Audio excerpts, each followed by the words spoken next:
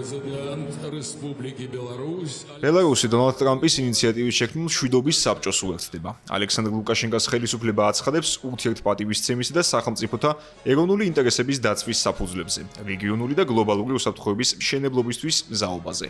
ეს კი იმ ფონზე, როდესაც ბელარუსი აქტიურად უჭერს მხარს უკრაინაში მოსკოვის სრულმასშტაბიან სამხედრო აგრესიას.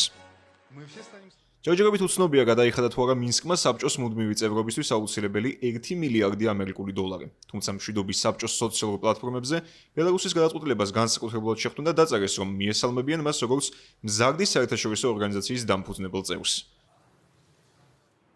მიუხედავად უკრაინის წინააღმდეგ წარმოებული სრულმასშტაბიანი ომის მხარდაჭერისა და იმ გარემოებისა, რომ ბელარუსმა მოსკოვს გასულ თვეს დართო ნება საკუთარ ტერიტორიაზე განეთავსებინა ჰიპერბგერითი რაკეტა ორეშნიკი, ალექსანდრ ლუკაშენკა პერიოდულად კრემლსა და კიევს შორის მშვიდობის მსურველის როლის მორგებას ცდილობს. ამავე დროს ბელარუსის პრეზიდენტს არაერთხელ გამოცხადებია, რომ მას საერთოდ არ აინტერესებს დასავლეთი. ახლა კი ამერიკის შეერთებული შტატების პრეზიდენტის ინიციატივით შექმნილ საბჭოს შეუერთდა.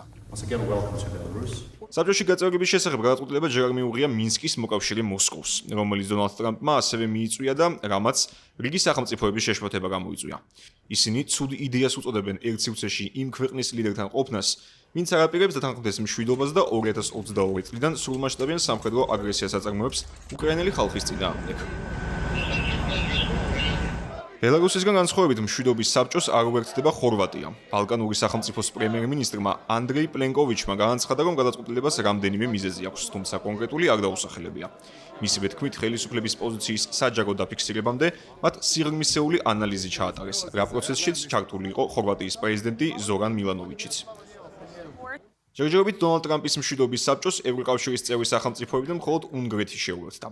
ვიქტორ ორბანის ხელისუფლება, რომელსაც დასავლეთში უფრო მოსკოვის მოკავშირეს უწოდებენ ვიდრე ბრიუსელისა, სკეპტიკურად არის განწყობილი ომში უკრაინის სამხედრო შესაძლებლობებისადმი და ხშირად აკრიტიკებს კიევის პოლიტიკას.